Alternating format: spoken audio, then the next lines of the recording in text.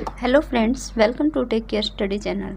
Friends, आज हम करने वाले हैं क्लास 8th की एक्सरसाइज 3.3 का question number second. First question हम कर चुके हैं, तो चलिए हम सेकंड क्वेश्चन का फर्स्ट पार्ट करते हैं। फर्स्ट पार्ट के अंदर हमें ये फिगर दी हुई है और इसके अंदर क्या बोला गया है, find the value of X Y Z. हमें किसकी वैल्यू फाइंड आउट करनी है, एक्स वाई जेड की वैल्यू फाइंड आउट करनी है।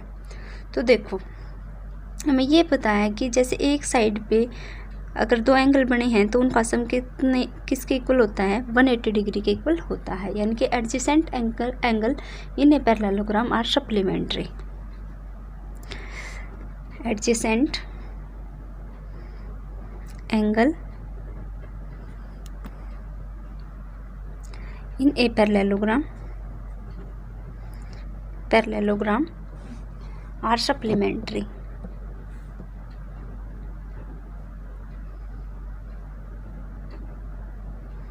सप्लीमेंट्री यानी कि हिंदी में बोलें तो समांतर चतुर्भुज के आसन कोणों का योग कितना होता है, 180 डिग्री। एक समांतर चतुर्भुज में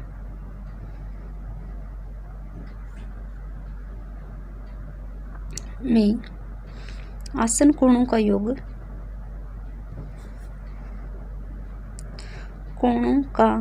योग किसके इक्वल होता है, 180 डिग्री के। ठीक है, तो x + 100 डिग्री किसके इक्वल होगा, 180 डिग्री के। ठीक है, अभी देखो x = होगा 180 डिग्री प्लस के 100 है तो इस साइड आके माइनस के 100, तो कितना आया, 80 डिग्री। तो x की वैल्यू यहाँ से आ चुकी है 80 डिग्री। अब हमें ये पता है कि जो ये वाला एंगल और ये वाला एंगल क्या होते हैं, इक्वल होते हैं। जो अपोजिट एंगल होते हैं वो क्या होते हैं, इक्वल। ठीक है, किसी भी पैरेललोग्राम में जो आमने सामने वाले कोण हैं ये इक्वल होते हैं। तो हम लिखेंगे अपोजिट जो हमारा x है वो किसके इक्वल होगा, z के, because in parallelogram since opposite angle are equal. ठीक है, यानी कि एक दूसरे के जो अपोजिट होते हैं वो क्या होते हैं, इक्वल होते हैं। तो x = z। तो x अगर हमारा 80 डिग्री है तो ये भी हमारा क्या होगा, 80 डिग्री। ठीक है, तो हमारे पास x की वैल्यू आ गई, z की वैल्यू आ गई। अब हमें फाइंड आउट करनी है y की। y की वैल्यू देखो कैसे फाइंड आउट करेंगे, जैसे हमने यहाँ प्रॉपर्टी लगाई थी कि किसी भी एडजेसेंट साइड की जो एंगल का सम होता है वो 180 डिग्री का होता है।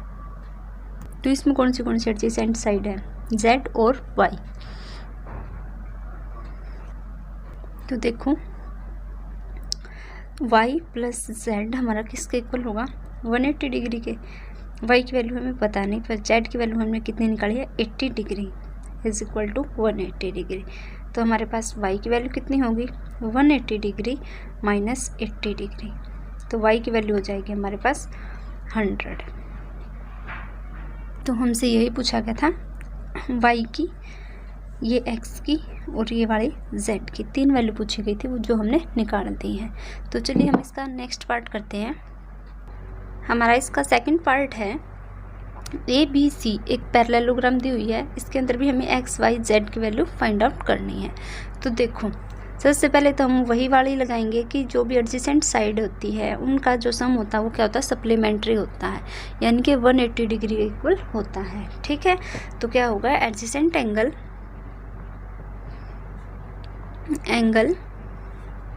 इन a parallelogram are supplementary.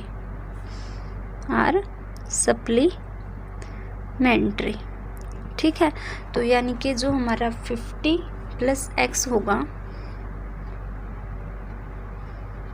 50 degree + x degree किसके इक्वल होगा, 180 डिग्री के। किसके इक्वल होगा, 180 डिग्री के। तो यहाँ से हमें किसकी वैल्यू फाइंड आउट करनी है, x की। 180 डिग्री - 50 डिग्री, तो कितना आ जाएगा x की वैल्यू, 130 डिग्री। ठीक है, तो यहाँ से हमारे पास x की वैल्यू कितनी आ गई, 130 डिग्री। अब ये 130 डिग्री है तो इसके सामने ये वाला एंगल है y, तो y भी हमारा क्या होगा 130। तो x is equal to y होगा, क्योंकि क्या होते हैं opposite angle are equal, opposite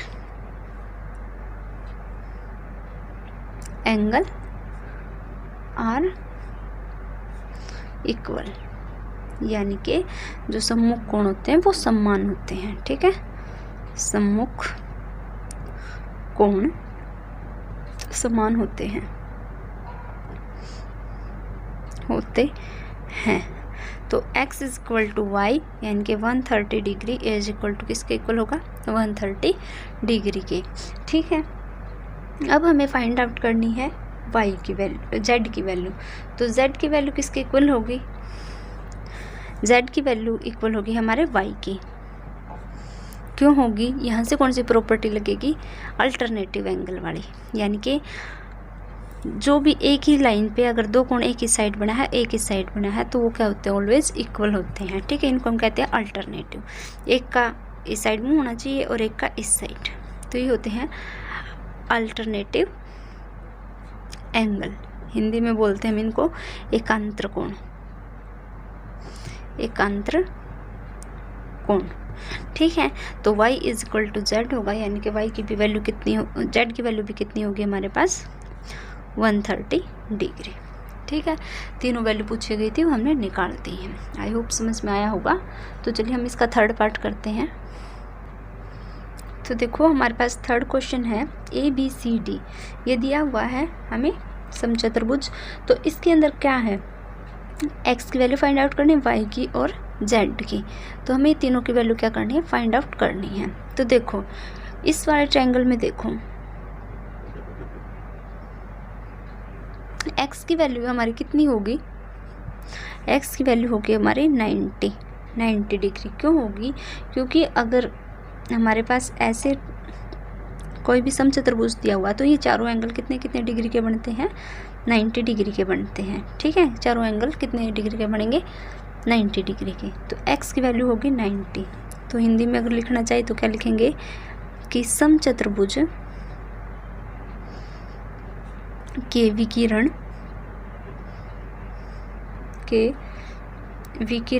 एक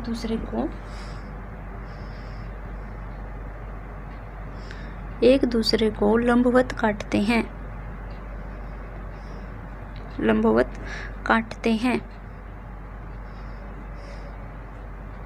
यानी कि एक दूसरे को 90 डिग्री के एंगल पर काटते हैं। ठीक है, तो x की वैल्यू होगी 90। अभी देखो इस ट्रायंगल के अंदर लेंगे हम, एंगल हमारा होगा, इसको हमने मान लिया O, इस पॉइंट को। तो ट्रायंगल क्या हमारा DOC के अंदर, क्योंकि हमें सिर्फ यही वाला लिया एक बार, ये वाला।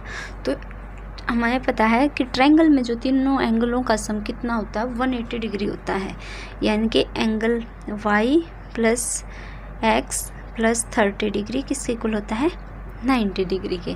तो y की वैल्यू हमें पता नहीं, x की वैल्यू कितनी है 90 डिग्री, 180 डिग्री होता है, sorry 180 degree plus 30 degree is equal to 180 degree.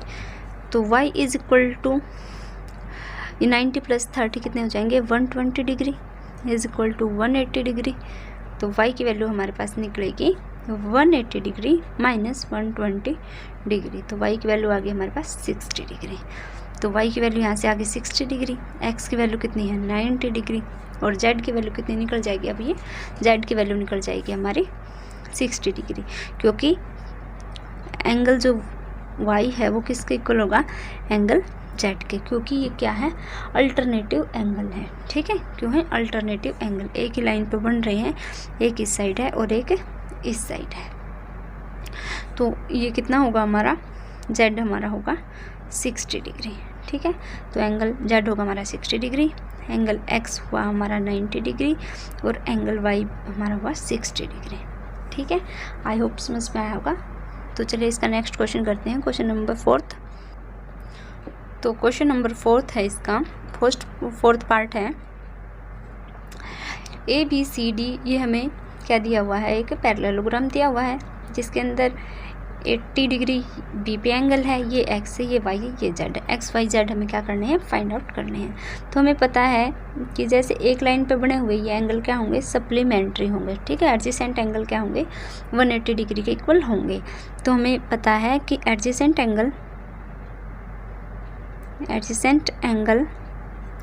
In a parallelogram are supplementary, ठीक है। ये हमें पता है, ये लाइन लिखनी है। तो हमारा जो एंगल एक्स होगा प्लस 80 डिग्री किसके इक्वल होगा, 180 डिग्री के। तो एंगल एक्स कितना निकल जाएगा, 180 डिग्री माइनस 80 डिग्री, 100 डिग्री, ठीक है। यानी कि ये कितना निकल गया हमारा, 100 डिग्री। ये हमारा 100 डिग्री निकल गया। तो अब हमें क्या फाइंड आउट करना है, y और z। अभी y देखो,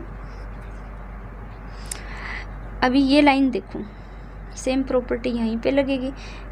जो एंगल y है और जो एंगल है इनका सम किसके इक्वल होगा, 180 डिग्री के। यानी कि angle x plus angle y किसके इक्वल होगा, 180 डिग्री के। एंगल x हमने अभी निकाला है 100 degree plus angle y is equal to 180 degree. तो एंगल y हमारा कितना निकल जाएगा, 180 डिग्री माइनस का 100। तो एंगल y निकलेगा हमारे पास 80 डिग्री, ठीक है। एंगल y कितना निकल जाएगा हमारे पास, 80 डिग्री।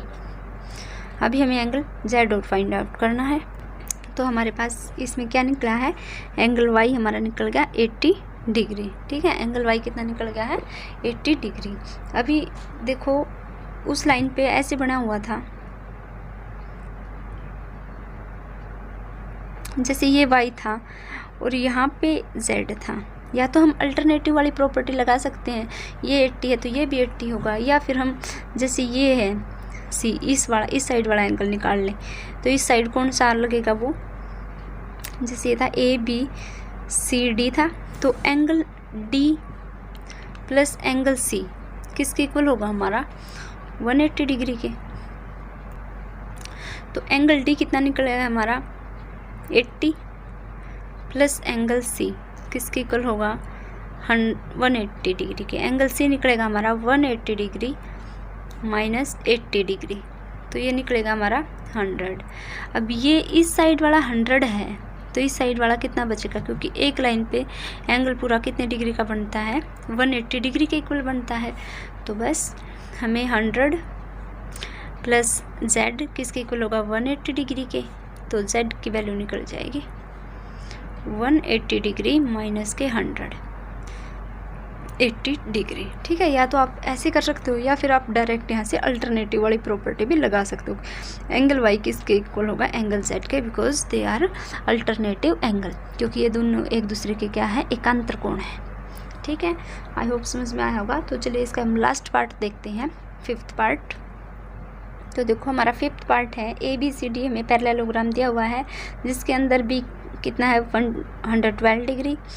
ए पे क्या दिया हुआ है, एंगल Z और 40 डिग्री, और ये x और ये एंगल y। हमें फाइंड आउट करने हैं XYZ, ठीक है। XYZ हमें फाइंड आउट करने हैं।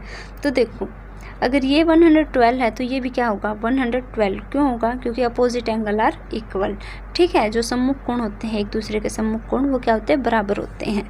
तो एंगल जो हमारा क्या है, y किसके इक्वल होगा, 112 के।